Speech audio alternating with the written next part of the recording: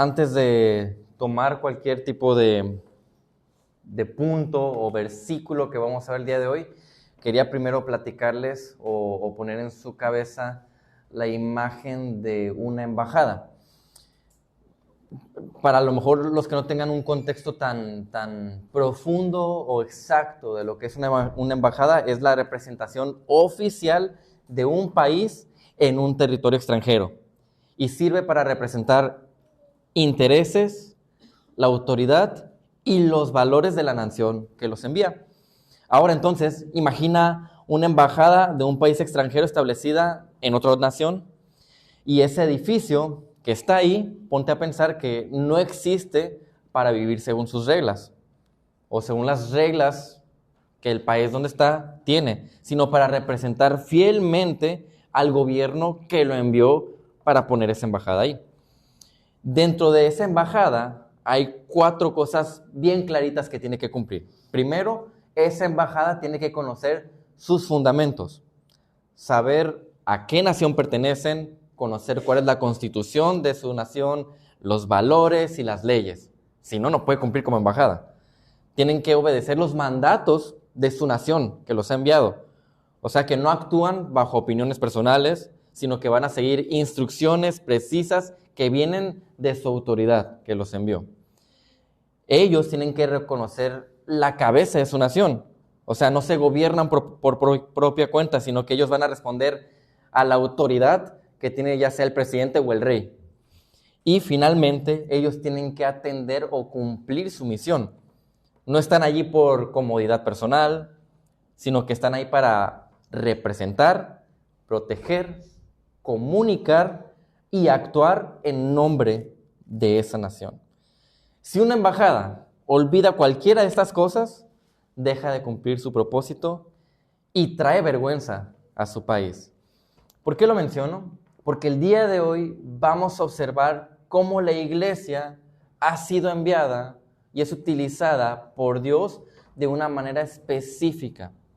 Entonces, nosotros hemos estado viendo en el capítulo 3 diferentes aspectos, incluso desde el capítulo 2, ¿no? Veíamos el ministerio de la mujer, las diferentes maneras en cómo ella puede vivir en su vida, cómo debe de vivir dentro de la iglesia, el ministerio de los pastores, el ministerio de los diáconos. Y aquí ya Pablo está cerrando todo este bloque y dice, ok, ya te hablé específicamente de cada uno, ahora ustedes todos juntos, como cuerpo, como congregación, tienen un ministerio. Y ese ministerio, en estos 2 versículos, que es 14 y 15, nos habla del comportamiento que la iglesia ha de tener. ¿Qué es lo que la iglesia ha de hacer? ¿Cuáles son sus responsabilidades? Y lo vamos a ver de esta manera. Responsabilidades del ministerio de la iglesia en su comportamiento, observando primero que deben de entender los fundamentos, obedecer los mandatos, reconocer la cabeza y atender la misión. Así que, dice ese versículo, la iglesia es la casa de Dios, es la iglesia del Dios vivo, es columna y baluarte de la verdad. Por eso, el comportamiento de la iglesia importa. Porque no vivimos para nosotros reflejar la cultura del mundo, sino que estamos aquí como representantes de Dios y de su reino. Entonces, veamos entonces ahí el primer punto, que es entender los fundamentos, y esto lo extraemos del versículo 14 y la primera parte del versículo 15. Vean cómo dice la palabra ahí. Te escribo estas cosas esperando ir a verte pronto, pero en caso de que me tarde, te escribo para que sepas. Esta porción de la carta que nos presenta prácticamente el propósito de toda la carta está reflejando muchas cosas sobre lo que Pablo quiere cumplir con todo lo que ya se dijo antes y lo que se va a decir después.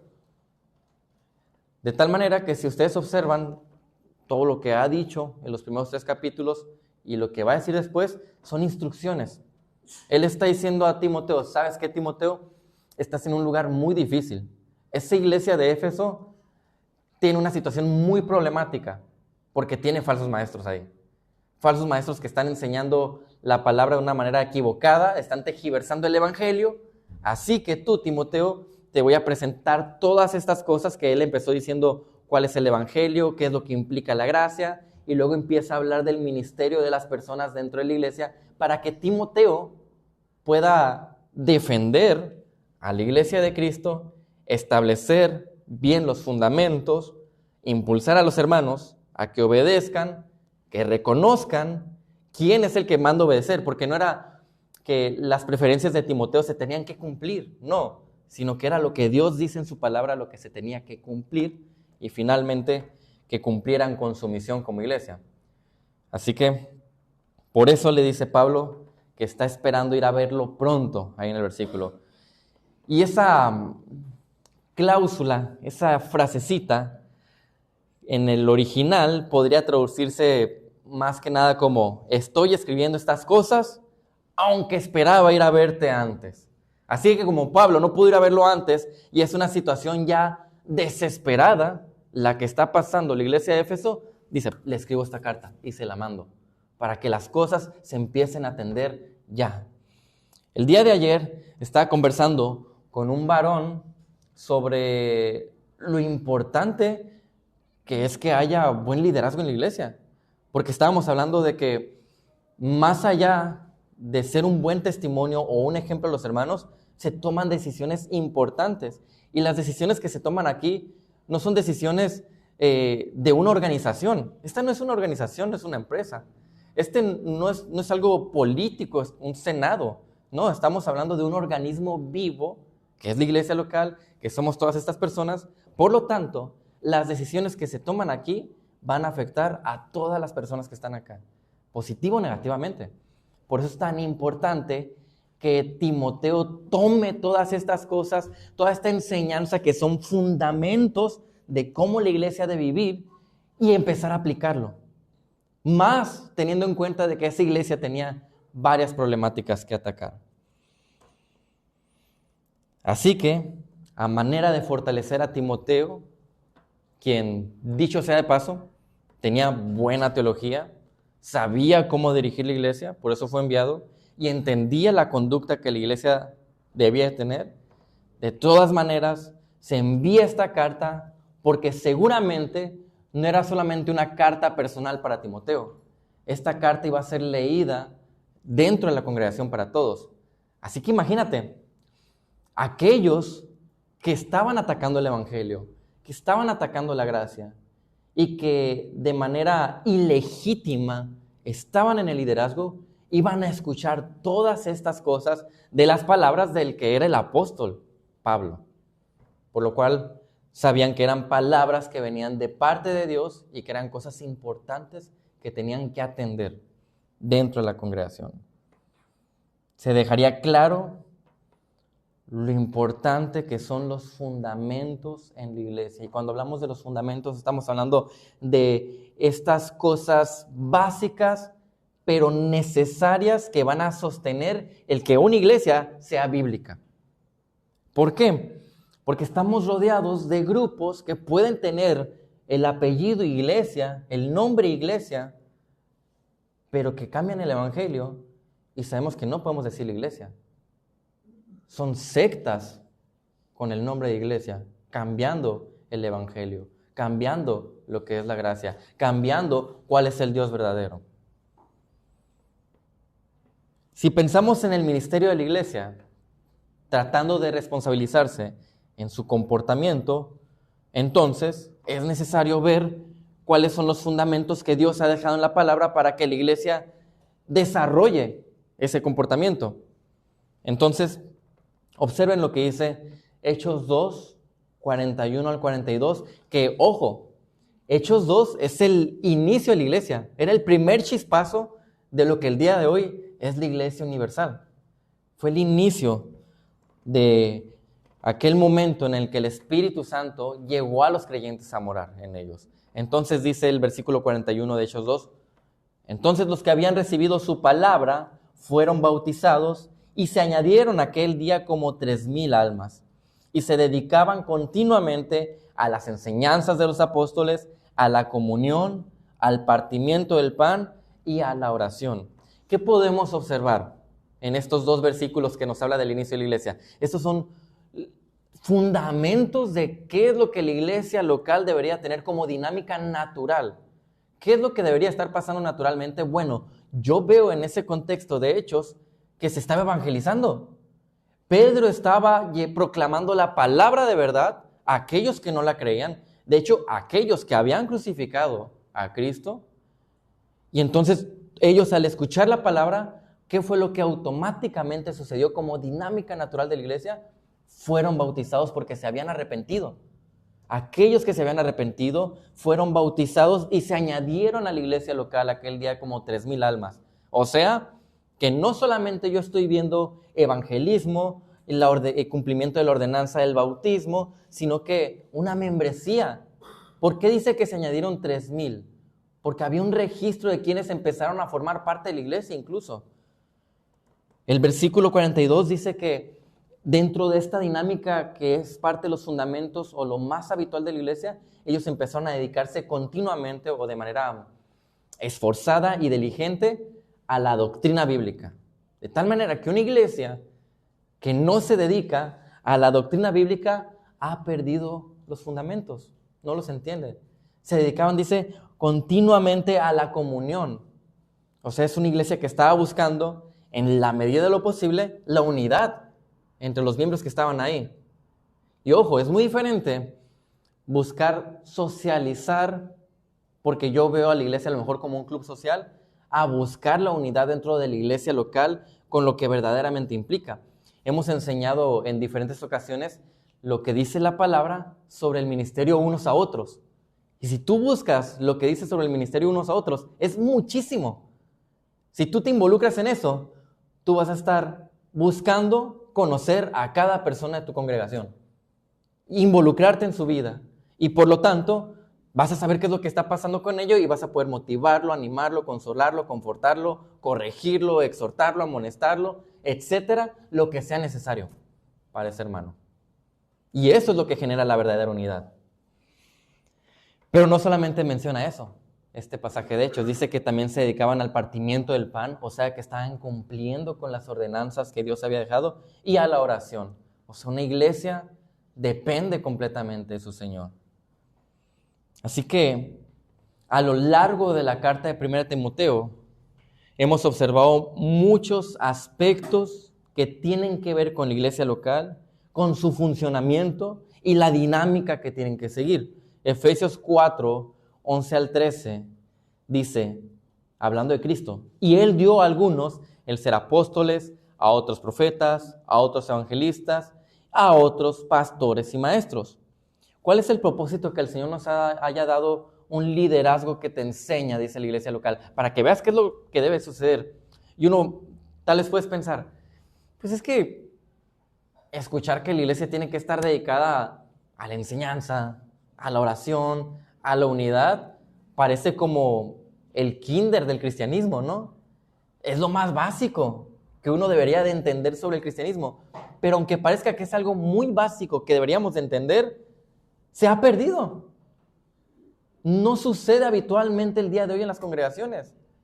Conversaba el día de ayer con otro hermano al respecto y decíamos, el problema de que hayan surgido tantos grupos que puede que hayan iniciado con una razón noble para cumplir algo acerca del engrandecimiento del reino de Dios, pero el problema es que de que surjan estos ministerios o grupos es porque muchas veces la iglesia local no está cumpliendo con lo que tiene que hacer.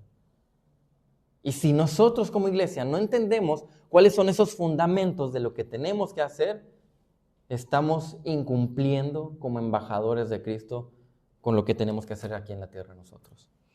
Dice Efesios 4, 11 al 13, dice, continúa, ¿para qué fue que el Señor nos dio pastores y maestros? Dice, a fin de capacitar a los santos, que son los creyentes. O sea, los pastores son los encargados de traer toda la enseñanza que tú necesitas, dice, para la obra del ministerio. ¿Qué es esto? Es para tu vida cristiana diaria, los 7 días de la semana. Tú cómo debes de reaccionar, cómo debes de pensar, cómo debes de sentir, cómo debes de vivir. Bueno, eso es la capacitación que recibimos en la iglesia local. Se supone para la edificación del cuerpo de Cristo. O sea, no solamente es lo que yo voy a hacer en mi vida diaria de manera natural, sino que ¿qué es lo que yo voy a hacer también en mi vida diaria para edificar a mis hermanos? ¿Y hasta cuándo va a ser esto? Versículo 13, hasta que todos lleguemos a la unidad de la fe y del pleno conocimiento del Hijo de Dios, a la condición de un hombre maduro, a la medida de la estatura de la plenitud de Cristo. O sea, esto es hasta que seamos perfectos. ¿Y cuándo va a ocurrir esta perfección? Hasta que estemos en gloria con nuestro Dios. O sea que la iglesia local, en sus fundamentos y dinámica natural, necesita constantemente, necesita siempre estar siendo capacitada, estar siendo enseñada, estar creciendo. Y esto es muy obvio, porque si pongámonos a pensar, si nosotros como iglesia atendemos esas áreas que mencionamos ahorita en Hechos 2, estamos evangelizando entonces. Y si estamos evangelizando, siempre se va a necesitar que se siga capacitando a gente nueva. Y que la gente que ya ha sido capacitada pueda crecer y madurar más. Para que a lo mejor esos que ya maduraron puedan capacitar a otros nuevos. Pero es una dinámica que va a ocurrir siempre y de manera natural. Debería. Es parte de los fundamentos de la iglesia. De manera que aquí Pablo reitera, te escribo para que sepas.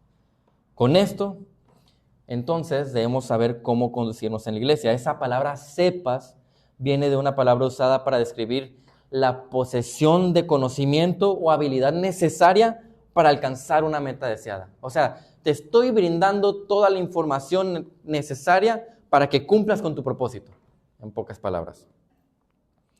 Y Pablo está consciente de que con lo breve de esta carta y lo concisa que está haciendo, va a dejar claro qué es lo que necesita hacer la iglesia local. Va a brindar el entendimiento suficiente para alcanzar la meta que tiene la iglesia.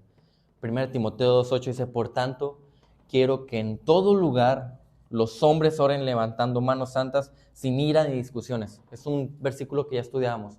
Y decíamos, este versículo nos está diciendo que los hombres de la congregación y en general la iglesia local debe estar exaltando y adorando a su Señor. Pero hay una manera de cómo hacerlo. Yo no puedo hacerlo a mi manera o a mis preferencias. Y para los que quieran hacerlo a sus preferencias, les recordamos el famoso pasaje del Antiguo Testamento de Nadab y Abiú. Dos hombres que quisieron adorar al Señor de una manera preferencial o particular y pusieron un fuego extraño. Y automáticamente cuando ellos quisieron adorar al Señor con ese fuego extraño, fueron fulminados. Murieron al momento. Solamente porque quisieron adorar a su manera. Entonces es importante saber qué es lo que tiene que hacer la iglesia para adorar a su Dios. Entender esos fundamentos.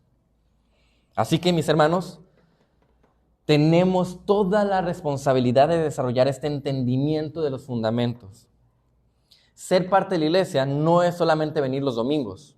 Hay implicaciones claras de lo que significa comprometerse con la iglesia. Por eso, la membresía es fundamental. Esta es la que empieza a generar de manera orgánica el servicio en la iglesia. Un carácter humilde. Y todo esto solamente para dar la gloria a nuestro Señor. Bueno, el versículo 15 continúa y ya no solamente Pablo quiere dejar claro los fundamentos para que tú puedas comportarte como debes en la iglesia. No solamente quiere este entendimiento, sino que te dice, ok, ya tienes la teología, pero no solamente se requiere que tengas teología, porque ¿de qué nos sirve hacer a nosotros unos cabezones teológicos? No sirve de nada. Te está diciendo, toda esa información tiene que aterrizarse a tus pies y lo tienes que vivir. Por eso vemos en el segundo punto que dice, para que sepas cómo debe conducirse uno. Esto es, tienes que obedecer los mandatos. Tienes que tener una vida que obedece lo que el Señor dice. Esa palabrita, cómo debe conducirse uno, es súper importante. Si uno omite esto, va a dejarlo en simple información en tu cabeza. Y al mencionar esto, pone todo ese peso de responsabilidad de decir, ya no nomás eres responsable de crecer en información y conocimiento, sino que ahora tú tienes que hacer uso de ese conocimiento en las diferentes áreas de tu vida diaria y en la iglesia local.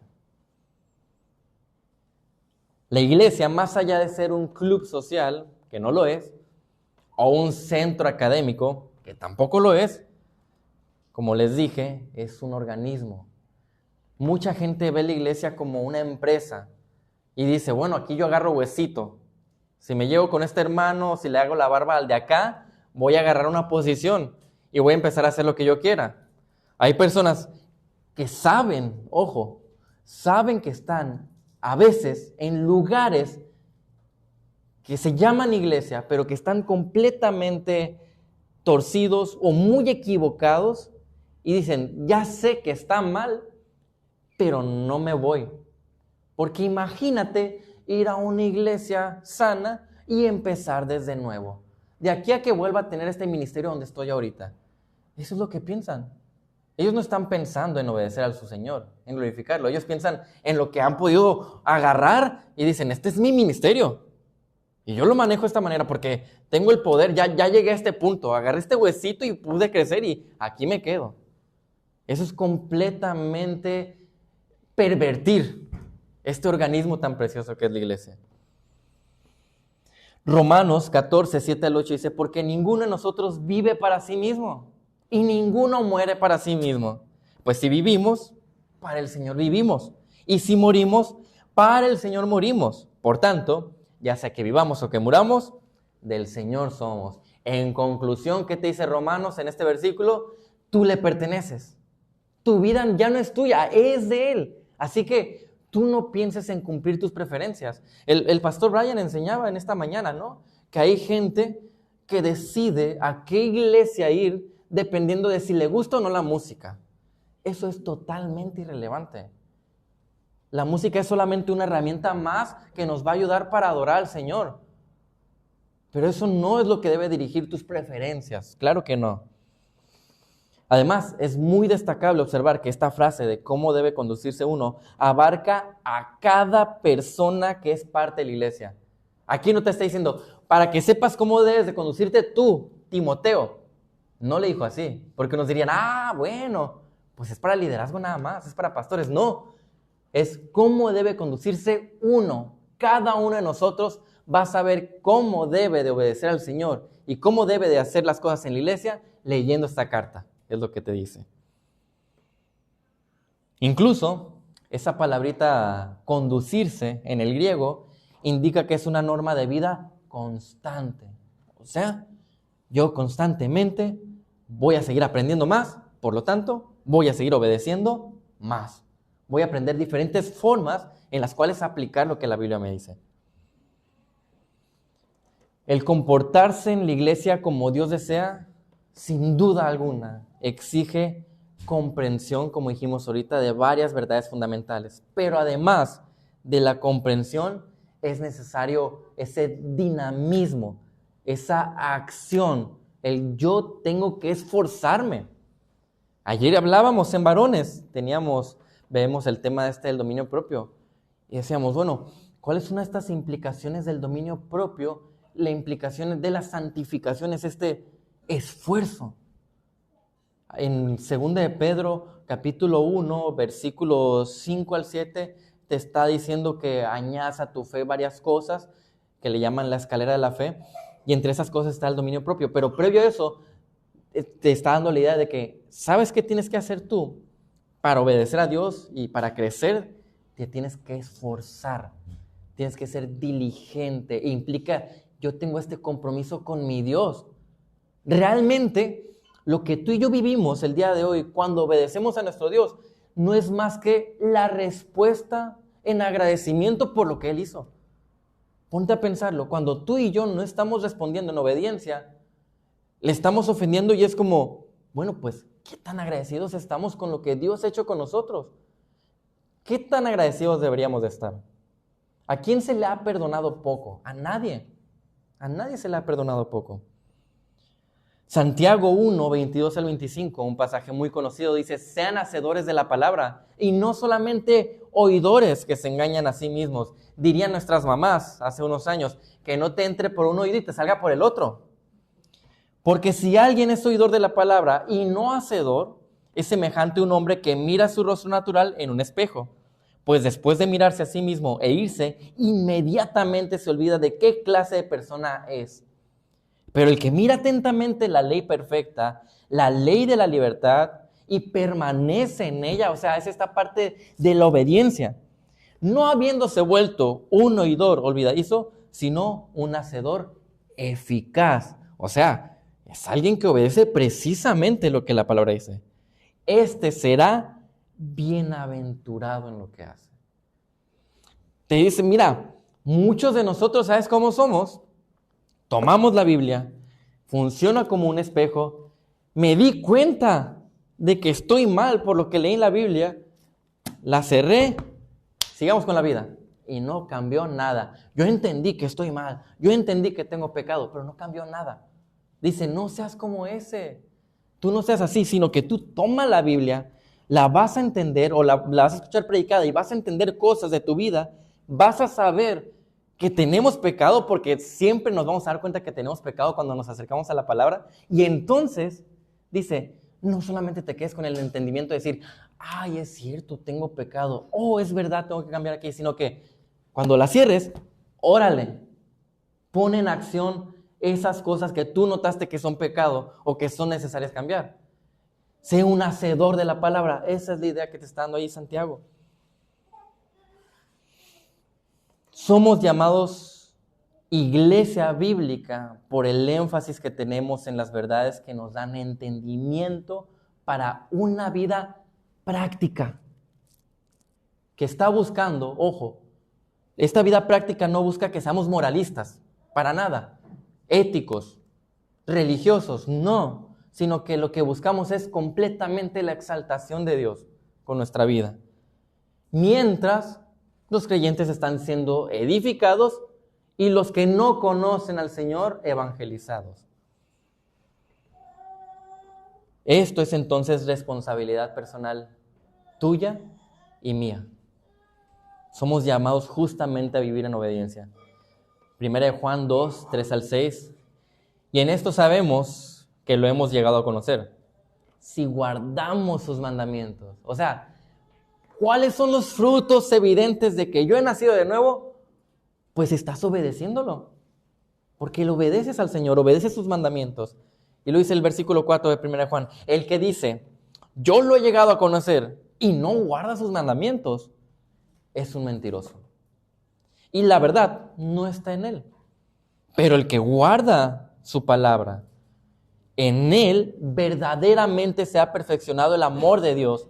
En esto sabemos que estamos en él. El que dice que permanece en él debe andar como él anduvo.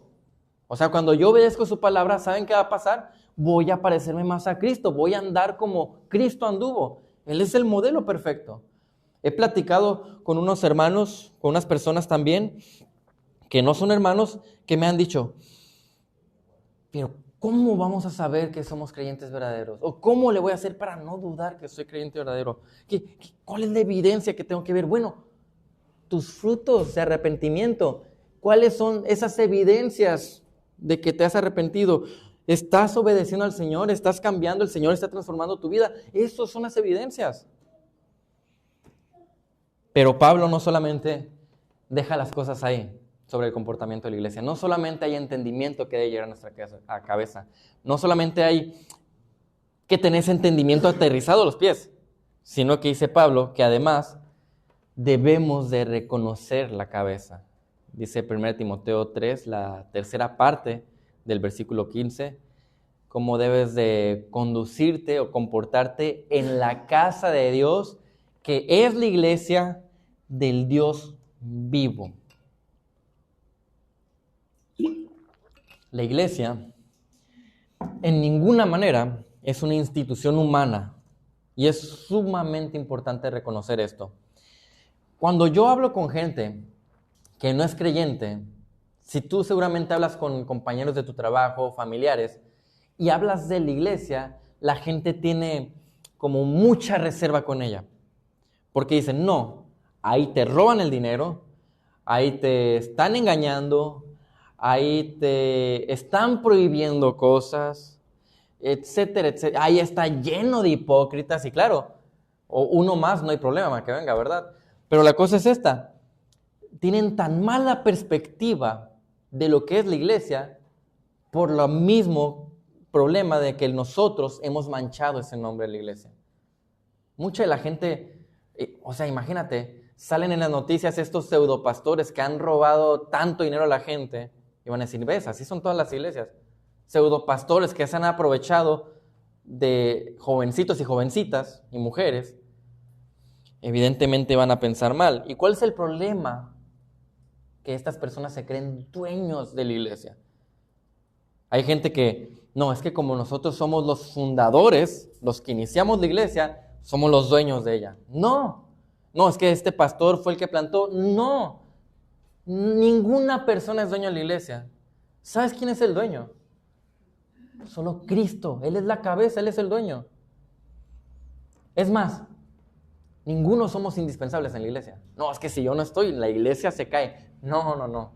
El Señor puede utilizar a quien Él quiera.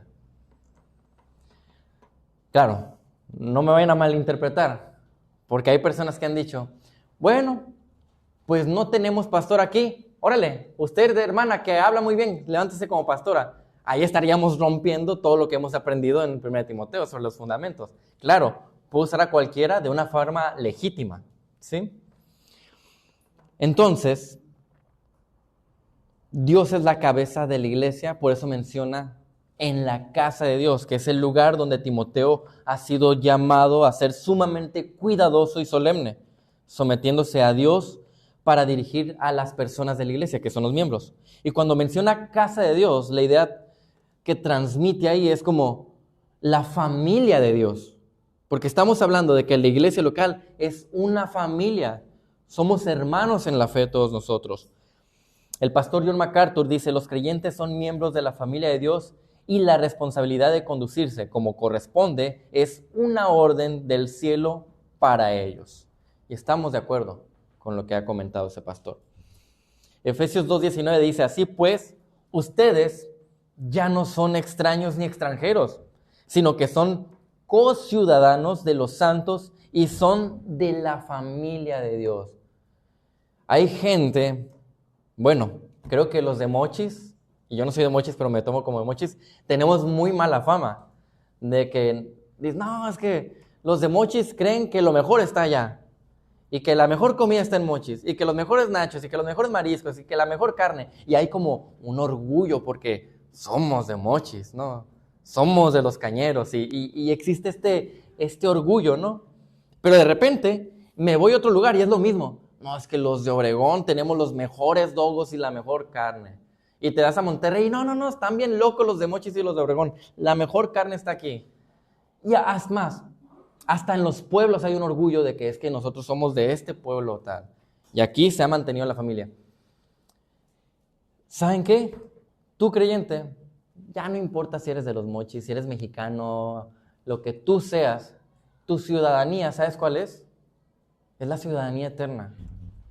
Toda la cultura de aquí no importa, la cultura aquí es pecaminosa y tergiversada. Debemos de eliminar esas ideas, esa cultura y entender que ahora mi ciudadanía pertenece a Cristo y por lo tanto ahora estamos aquí como embajadores para vivir a la luz de lo que es Cristo. Por lo que Pablo, además de llamar la familia de Dios, reconociéndolo a Él, a Cristo como cabeza, define a la congregación de creyentes como la iglesia del Dios vivo. De manera que podemos decir que por naturaleza misma pertenecemos a Dios vivo. Hechos 20:28, tengan cuidado de sí mismos y de toda la congregación en medio de la cual el Espíritu Santo les ha hecho obispos, dice a los pastores, para pastorear la iglesia de Dios, la cual Él compró con su propia sangre. Muchas veces no nos importa la iglesia local lastimarla, pervertirla o tergiversarla porque perdemos de vista esto. Entender de que desde Dios la iglesia. ¿Y sabes qué le costó a Cristo tener su iglesia? Le costó su propia sangre y su propia vida. Ese fue el precio que pagó. Entonces me pongo a pensar, ¿cómo puedo yo como creyente atacar, destruir, menospreciar o ser indiferente con algo tan precioso como la esposa de Cristo, que es la iglesia local? ¿Cómo podríamos atrevernos a hacer algo así? Es la esposa de Cristo. Sí, ustedes saben que yo soy tranquilo. Yo sé que cuando era chico mis papás platican de que me peleaba todos los días, ¿no? Pero creo que el Señor ha cambiado un poco eso, poquito. Ah, entonces, mi esposa, Abby, si alguien le hace algo a mi esposa, no sé qué Tony pueda salir por ahí, ¿verdad? Esperemos que un Tony que proteja a su esposa, pero que siga manteniendo la línea de lo bíblico. Pero si yo le pregunto a cada varón aquí, si un hombre u otra persona lastima, agrede o violenta a su esposa, todos nosotros estoy seguro que estamos dispuestos a reaccionar rápidamente protegiendo a nuestra mujer, porque es nuestra mujer. El Señor me la ha dado para que yo la proteja, la ame, le sirva y la dirija. Para eso el Señor me dio a mi esposa. Ahora imagínate, esta es la esposa de Cristo. ¿Estás dispuesto a correr el riesgo de que Cristo proteja a su iglesia en contra de ti?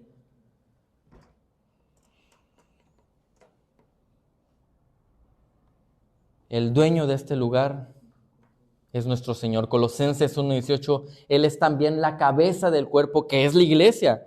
Él es el principio, el primogénito entre los muertos, a fin de que Él tenga en todo la primicia. Y esto nos deja claro algo. Aquellos que se creen los dueños de la iglesia y que están recibiendo todos los aplausos y que quieren todo el reconocimiento para ellos, es decirles, quítate de ahí. El único que va a recibir los aplausos, el único que merece la gloria aquí es Dios. Y puede que use a humanos imperfectos como nosotros, puede ser. Y la gloria sigue siendo de Dios, nunca del hombre. Por tal razón, es utilizada la analogía para que dimensionemos la autoridad de Dios sobre la iglesia hablando en el matrimonio. Dice Efesios 5:23, porque el marido es cabeza de la mujer, así como Cristo es cabeza de la iglesia, siendo él mismo el salvador del cuerpo. ¿Observan? Él es la cabeza, él es quien la dirige, él es quien toma las decisiones de cómo va a funcionar esta iglesia local. Y finalmente, para terminar este pasaje, vemos el atender la misión como otra de las responsabilidades para que nosotros cumplamos con nuestro ministerio aquí. Dice la última parte del versículo que la iglesia es columna y sostén de la verdad. La iglesia no podrá en ninguna manera entender los fundamentos, obedecer los mandatos o reconocer la cabeza si antes no está atendiendo su misión de ser columna y baluarte de la verdad. Dios ha diseñado esta iglesia como ese organismo por el cual Él ha decidido darse a conocer por medio de la iglesia, para que la iglesia proclame la palabra de verdad. Esas dos palabras, ¿no? Columna y sostén, son palabras que hablan en términos arquitectónicos. De manera que trata de transmitir la idea de que la iglesia es justamente esa estructura que va a mantener la verdad firme, que va a mantener la verdad a la luz para que se conozca. Un pastor reconocido dice como el cimiento y las columnas del templo de Diana, que estaba ahí en Éfeso, donde estaba la iglesia de Timoteo. De hecho, el templo de Diana era conocido como una de las maravillas del mundo antiguo. Tú ibas para allá y era algo impresionante lo que tú ibas a ver arquitectónicamente hablando. Y atroz, no solamente impresionante, sino era atroz, porque tú ibas a ver figuras, estatuas sumamente perversas, eróticas, y ni hablar de las cosas terribles que se hacía ahí. Entonces, Pablo sabe que ellos van a entender a lo que se refiere cuando habla de esta columna y baluarte, cuando habla de algo similar a lo arquitectónico, porque ellos tenían de primera mano ahí en su vista en la ciudad ese templo horrible a Diana. Entonces dice este teólogo, como el cimiento y las columnas del templo de Diana eran un testimonio del error de la falsa religión pagana, así la iglesia debe ser testimonio de la verdad de Dios. Esta es su misión en el mundo, su razón para existir aquí. Incluso podríamos asumir que Israel falló en esa labor, en la labor de dar a conocer a su Dios. Y ahora la iglesia va a cumplir con esa responsabilidad. Y evidentemente, cuando hablamos aquí en este versículo de la verdad, nos referimos a la única verdad absoluta. Si tú hablas el día de hoy con muchos de los progresistas o de los influencers o de las personas que están tomando, digamos, este rol de ser personas de influencia para las demás personas en el mundo, te van a decir que vivimos en una época del relativismo y que la verdad es relativa. Eso es una tontería. De hecho, su misma lógica del relativismo destruye la teoría del relativismo. Es una tontería. Nosotros, como creyentes, hemos recibido la bendición de entender que sí hay una verdad absoluta. Y esa verdad absoluta es esta. De tal manera que todo lo que viene aquí, yo lo puedo creer y es verdad. De tal manera que todo lo que dice aquí es suficiente para mi vida. De tal manera que no va a haber un error, porque viene de parte de Dios y por lo tanto tiene autoridad para mí, lo que dice acá. Así que la solemne responsabilidad de cada iglesia es sostener sólida, firme e inquebrantablemente la verdad de la palabra de Dios. Esa es la responsabilidad de la iglesia local. Por lo que es bien importante enfatizar que la iglesia no debería inventar o alterar la verdad. Por lo cual, de hecho, la iglesia dice que hay juicios. Dice, aquel que le pone o el que le quita, ojito, se las va a ver con Dios. Porque recordemos algo, somos heraldos de la verdad. Y un heraldo del rey, ¿sabes qué hacía? El rey dictaba algo, una proclamación, el heraldo la tomaba, iba y la proclamaba a toda la nación o al pueblo. Y si ese heraldo le cambiaba una palabrita al edicto que el rey había dado, ¿sabes qué le pasaba a ese heraldo? Muerte. Épale, ¿por qué le cambiaste a lo que el rey acaba de decir? A ese mandato que acaba de dar el rey. Muerte. Nosotros hablamos de parte de Dios. Segunda de Timoteo 3, 16 al 17, toda escritura es inspirada por Dios. O sea, para que lo entiendas de forma clara, estas son las palabras de Dios. Literalmente, esto es lo que Él te quiso decir. No, es que con quién debo de casarme y qué debo de estudiar y cómo seguir la voluntad del Señor. Aquí está. No te va a decir exactamente el nombre de fulanito o sutanita, ¿verdad? Pero sí te da muchos principios de cómo debes de ser tú y cuál es el tipo de mujer que tú debes de buscar. Ahí tienes los proverbios. La mujer virtuosa.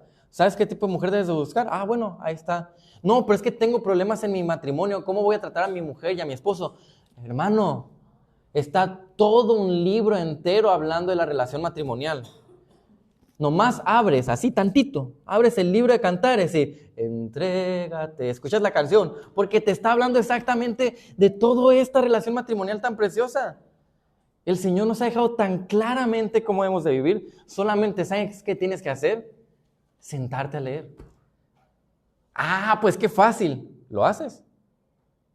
¿Qué tanto estás leyendo? ¿Qué tanto te estás informando realmente? Toda la escritura es inspirada por Dios. Y ve, para que tú entiendas lo importante de que leamos, es útil para enseñarte, para reprenderte, para corregirte y para instruirte en justicia. Todo esto tú lo necesitas porque hay cosas en tu vida que tú tienes que aprender y cambiar y corregir. Ser instruido. A fin de que el hombre de Dios, o sea, que nosotros estemos equipados para toda buena obra. O sea, vas a aprender todo lo necesario para que tú como creyente vivas como un creyente fiel. Que no falles al Señor. No podemos estar minimizando lo que es la palabra para nosotros. Y lo digo porque lo hacemos. Y tú me vas a decir, ay, ¿tú qué sabes, Tony? ¿Cómo vas a decir que yo la minimizo? No voy a hablar de todos, pero generalmente los creyentes minimizamos la palabra de Dios. ¿Sabes por qué sé que la minimizamos? Porque no la leemos. Porque si realmente nos importara, la leyéramos. Si realmente nos importara lo que dice Dios a mi vida, yo tomaría un tiempo de mi día para poder saber qué es lo que me quiere decir. Pero no. El problema es que creemos que lo que yo aprendí hace 3 años nunca se me va a olvidar. Estamos bien mal si creemos así. Voy a volver a poner el ejemplo de siempre. Le estamos enseñando en casa a las niñas, le enseñamos las multiplicaciones a la Elizabeth. Perfecto, el lunes se las aprendió, el otro lunes volvemos a verlas con ella y ya se le olvidó. ¿Y cómo es posible que se la hayan olvidado? A ver, ¿te acuerdas de lo que se enseñó el miércoles? ¿Quién enseñó el miércoles? ¿Qué se predicó el domingo pasado? ¿Qué enseñó el pastor Ryan ahorita en la mañana? A lo mejor a algunos ya se les olvidó. Así que sí, necesitamos la palabra del Señor. No hay que creernos que ya lo sabemos, que ya lo aprendimos, no. Lo olvidamos. Hay que reafirmar, hay que aprender. Hebreos 4:12 dice, porque la palabra de Dios es viva y eficaz.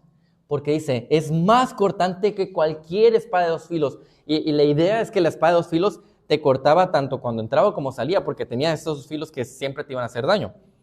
Dice, penetra la palabra del Señor hasta la división del alma y del espíritu, de las coyunturas y los tuétanos. Las coyunturas y los tuétanos es lo más profundo, digamos, lo que está ahí en el centro de los huesos. Entonces dice, va a penetrar hasta lo más hondo y profundo la palabra del Señor. Dice, y es poderosa entonces, como entró a lo más profundo, es poderosa para discernir los pensamientos y las intenciones de tu corazón. Porque lo externo es bien fácil fingirlo. Pero cuando la palabra va a lo profundo, a ese pensamiento que nadie vio y que solo tú sabes que tuviste, ese sentimiento que surgió cuando un hermano hizo tal o cual cosa, nadie lo ve, pero ahí estuvo ese sentimiento y ese pensamiento y dice, bueno, la palabra del Señor llega hasta ahí para confrontarlo, para corregirlo, para instruirlo. Así que, si queremos responsabilizarnos en ser como una iglesia que es columna y sostén de la verdad, hay cosas bien prácticas de la palabra que podemos hacer. Primero que nada, cree la palabra. Memoriza la palabra. Medita en la palabra. Estudia la palabra. Obedece la palabra. Defiende la palabra. Vive la palabra y proclama la palabra. La iglesia tiene el alto llamado de hacer cada una de estas cosas de manera individual. Porque todos nosotros somos iglesia. Ahora, ¿quieres que la iglesia lo cumpla? Tú de manera individual tienes que empezar a hacerlo. Yo de manera individual tengo que empezar a hacerlo. No se trata, ojo, de buscar un tiempo para ver si en el día me alcanzó algo para leer. No, yo estoy haciendo el tiempo para leer. Como yo sé que tengo muchas responsabilidades y cosas a hacer, yo me programo para conocer a mi Dios.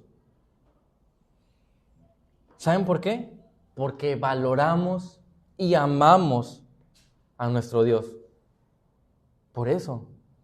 Hemos puesto el ejemplo muchas veces. Si la Abby me enviara una carta cuando éramos novios y yo agarro la carta y digo, está bien, bueno, mañana la leo. Y pasó el siguiente día y, no la leí porque estaba bien ocupado y tenía mucho trabajo. A ver si la leo en la noche, antes de dormirme, porque ya ando bien cansado. ¿Qué interés le estoy dando a esa carta que me envió mi novia? Nada. ¿Qué interés entonces le estoy dando a mi novia? Pues no mucho. Entonces, ¿qué interés le estás dando a tu Dios de la palabra que Él te ha enviado? Salmo 19:10 dice, deseables más que el oro, hablando de la palabra. Sí, más que mucho oro fino, más dulces que la miel y que el destilar del panal. Ese salmo está hablando de la palabra del Señor. Te está diciendo, mira, ¿sabías que la palabra es mejor que un soldazo? Y es más dulce que cualquier cosa que los churros que comes allá en la esquina. O sea, es mejor que eso. Es mucho, te va a saciar mucho más la palabra del Señor, en pocas palabras. Así que, mis hermanos, así como una embajada existe para representar fielmente a la nación que le envió, la iglesia existe para representar al Dios vivo en medio de este mundo. No somos dueños del mensaje ni del comportamiento, sino que somos quienes vamos a proteger algo que se nos ha confiado. Por eso nuestro llamado es muy claro. Debemos afirmarnos, en los fundamentos, obedecer los mandatos, vivir bajo la autoridad de Cristo como nuestra cabeza y cumplir esa misión que se nos ha encomendado de ser columna y baluarte de la verdad. Cuando la iglesia olvida quién le envió, deja de ser embajada. Pero cuando vive de acuerdo a esa verdad, se convierte en esa columna y baluarte que sostiene el evangelio delante de las perversiones de este mundo. Así que al mirar nuestro comportamiento, el mundo no vea confusión, sino el reflejo de un reino al que pertenecemos. Conversaba con unos hermanos de que de repente la gente del mundo va a ver a los creyentes y va a decir, pues si son iguales a mí, ¿para qué necesito a Dios? Si son igualitos a mí, no hay nada diferentes. Así que la iglesia que vive como embajada fiel honra al Rey que le envió y glorifica su nombre. Como ciudadanos de la morada eterna de Cristo, representamos o debemos de representar fielmente a quien nos envió, entregándonos primero Él a un ejemplo de cómo deberíamos de vivir y cómo debemos de dirigir incluso a la esposa que es la iglesia. Así que mis hermanos, esta es la parte final de lo que es el ministerio de la iglesia en el capítulo 3 y ya más adelante vamos a culminar y llegar a la primera mitad de esta carta.